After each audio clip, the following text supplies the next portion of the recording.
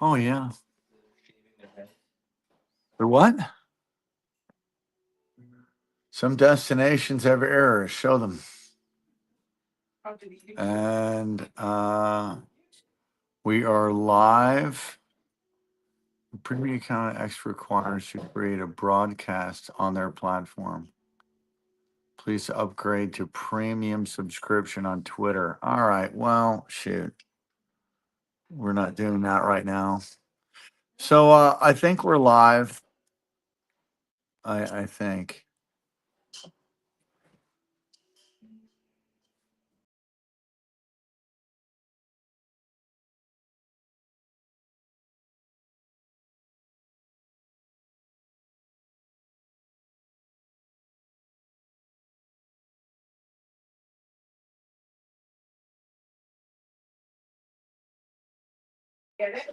Think so. Um, all right. This is we've been thrown in YouTube jail, they call it. Because I pulled a weapon in front of a 22 in front of the screen during ETS. Let me see if we're broadcasting. There we go. Yep. During ETS. Yep, live. All right, let me copy this and put it on Facebook.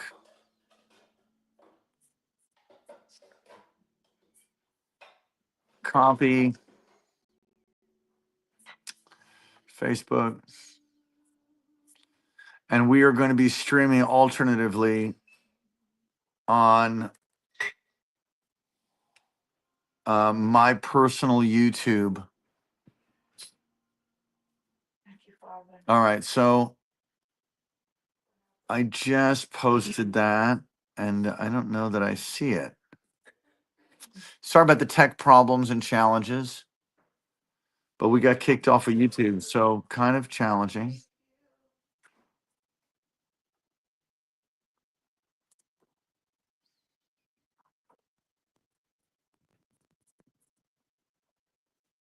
Yeah.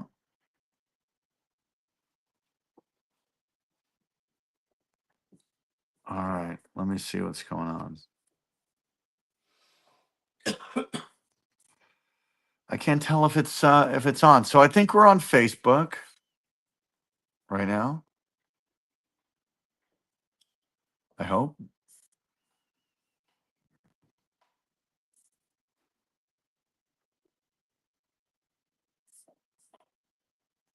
Maybe. All right, it's on Facebook. Good. Hey, Mom. We have an alternative YouTube. Let me see if I can do it this way. I'm going to go like this. Bear with me a second, then I'm going to teach a word to you. The only way to resolve this is kind of to get in there and just do it.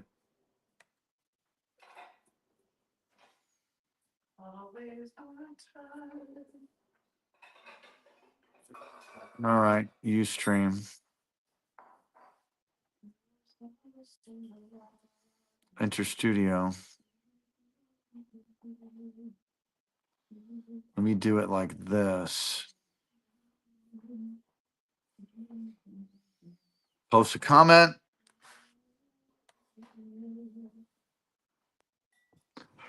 Okay. All right. Would you all help me?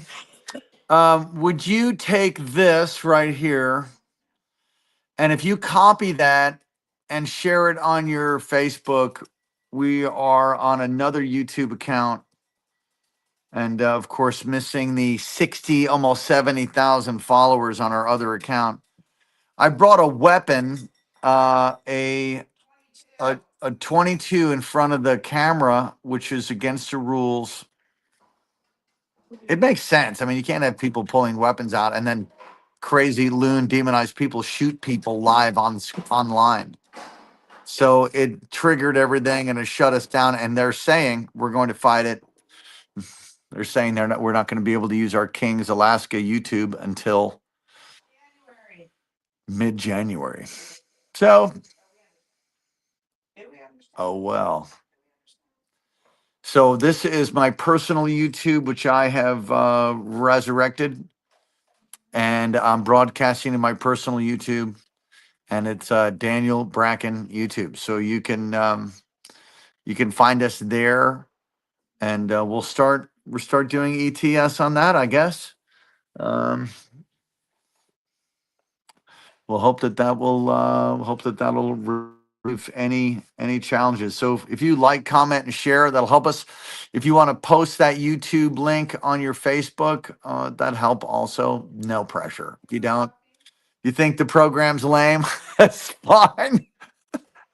Do I want coffee? No, I have one. All right, I'm going to let me drop this. I'm going to share with you about last night. Started working on the Wednesday's message already early this morning, but I want to share with you about the last night's message. Let me get to it. I think the main takeaway is that there's no lack in the kingdom. God always provides. He always provides. Hey, Jennifer Basher, bless you. It's so great to be with you. Uh-huh. They are knocking it out of the park there in Antioch, California. Proud of you. All right, where's my notes?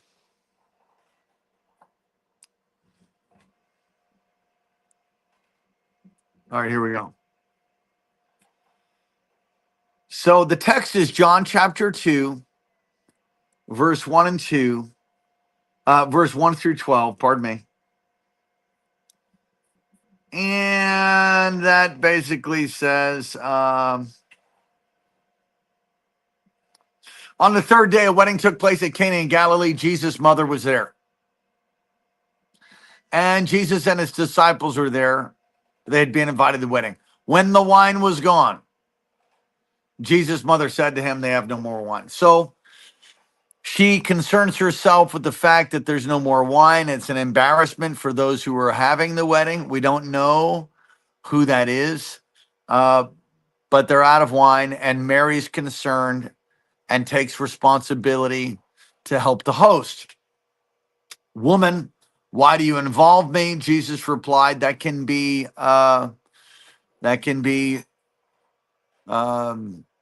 interpreted more like a term of endearment and honor. Dear woman, it's not disrespectful in any way.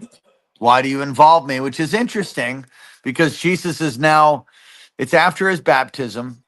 He's fully God, fully man, and he's no longer her son, if I could say it that way. He's no longer under her authority and beginning to now do that which is the work of the Father. My hour is not yet come.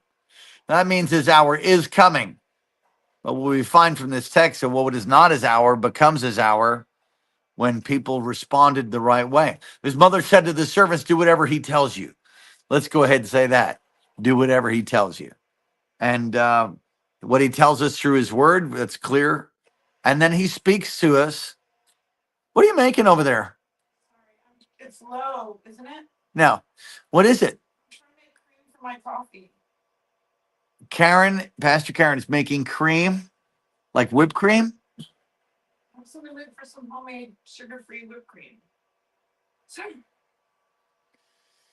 Homemade sugar-free whipped cream. So does it have like sugar-free vanilla in it? A little tiny splash, not much. Add some regular vanilla extract. Sorry.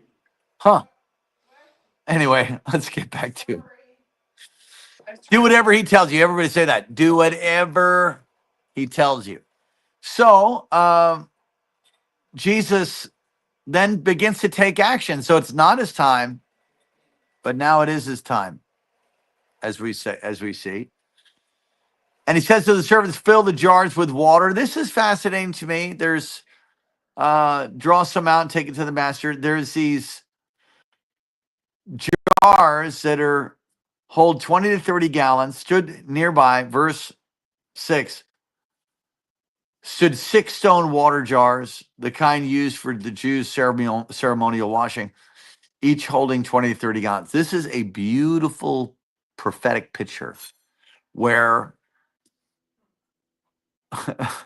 people want the recipe.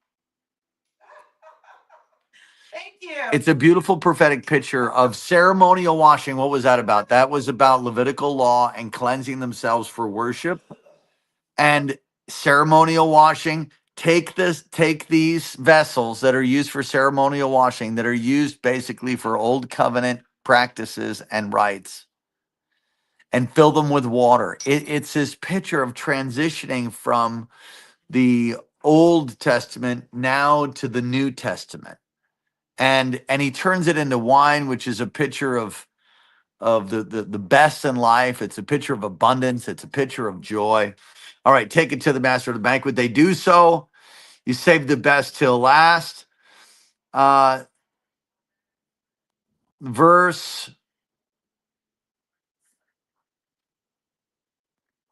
All right, verse 11. What Jesus did here at Cana of Galilee was the first of the signs which he did when he revealed his glory, and his disciples believed in him or put their trust in him. Started a new series called The Seven Signs, and it's the 7 times where John, the writer of the Gospel of John, refers to these miracles as signs, proving he's the Messiah, proving he's the Son of God. It says in one part of the book of John where Jesus said, "Don't believe me because of my words. Don't believe me because of the words of John the Baptist. Believe me because I do the works of the Father." The works of the Father are signs. The works of the Father are miracles. I've had some people say to me, even in Pentecostal spirit-filled churches, circles, I should say, where we believe in signs and wonders and miracles and contend for them, that you don't believe because of signs. Well, that's not true. I mean, of course you believe without the signs, but signs are a part of it. Thank God for signage. If you don't have proper signage, I mean, you don't know where the WC is. You don't know where the bathroom is. If you don't have proper signage, I mean, how do you know what's flammable? You don't have water closet in Europe. If you don't have proper signage, I mean, how do you know you're having decaf or half calf? How do you know? How do you know? Signs are important. They're important to God. They're important to John. That's why he puts this sign. They put their faith in him because of the sign that he did of turning water into wine, which is like it's a miracle. That the first miracle he does is turn water into wine at a wedding. I mean,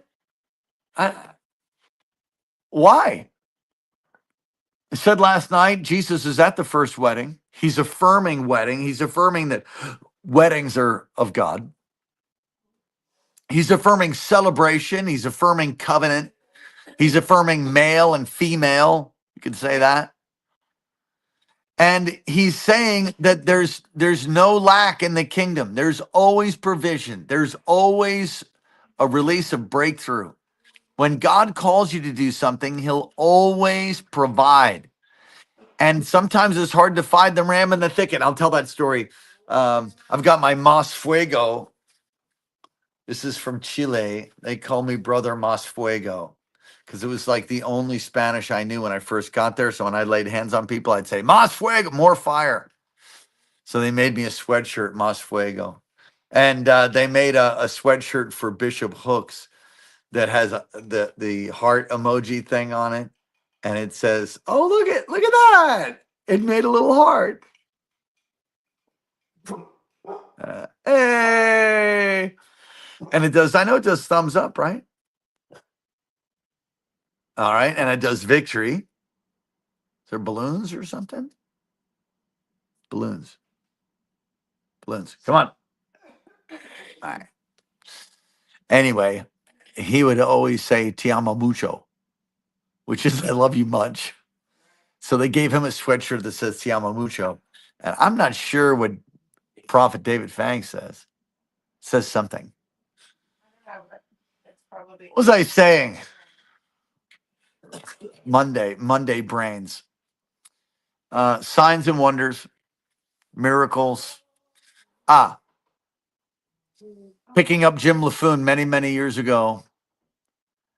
And he was asking how the church is doing. I said, "Oh, it's doing great. We're always contending for finances." And he said, "As does every vision-driven ministry." And then I replied, "Yep, that's right, Prophet LaFoon.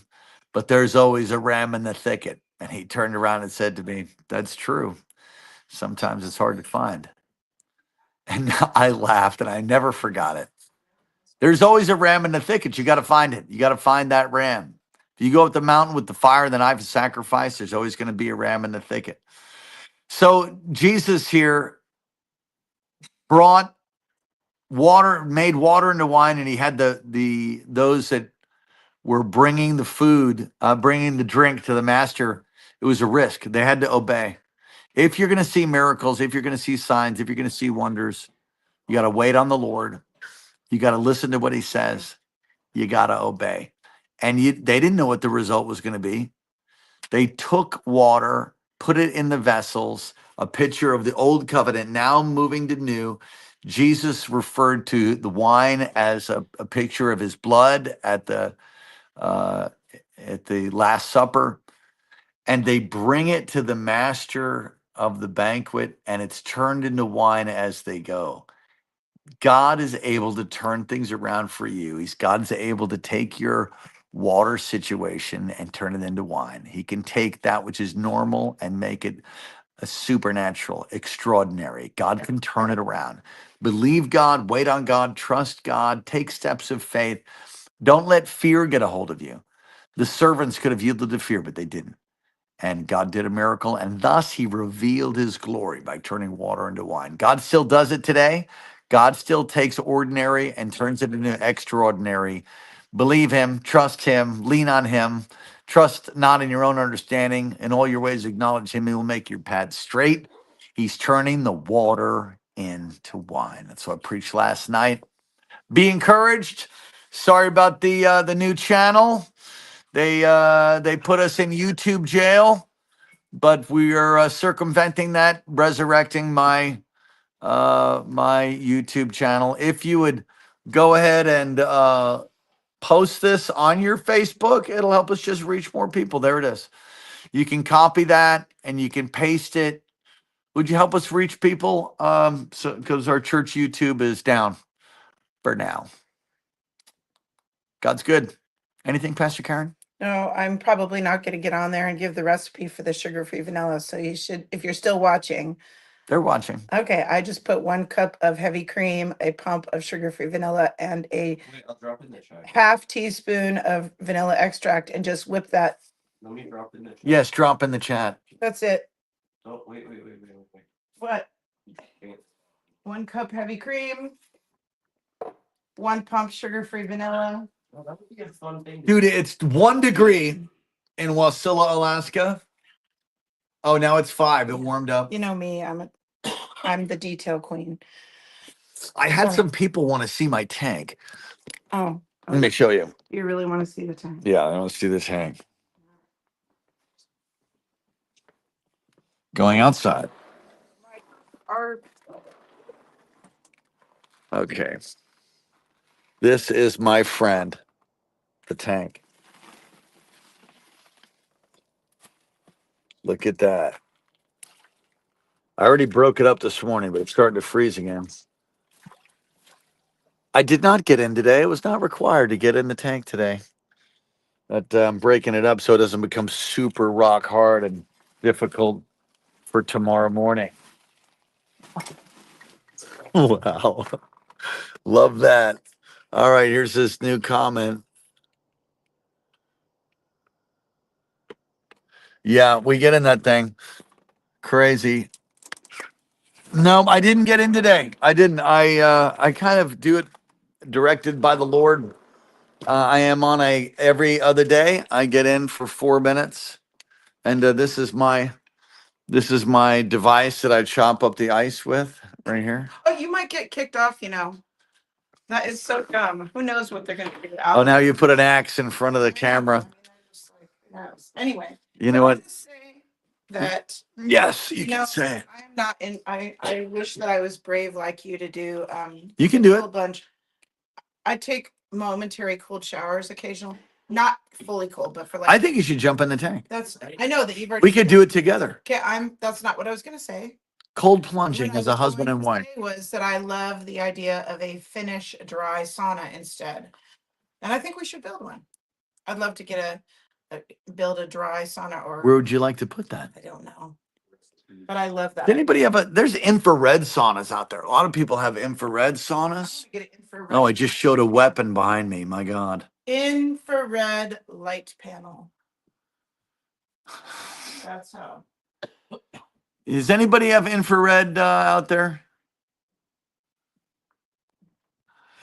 We need weekly, says Daniel Jr., we need weekly holiday recipes from Pastor Karen. Oh no. That's hilarious. All right, we're just messing around now. It's fun. Yeah. Happy Monday. Water into wine, ladies and gentlemen. What exactly is this? Water into wine. Trying to- Bless you. What is this thing? Oh, I see. Ti amo mucho.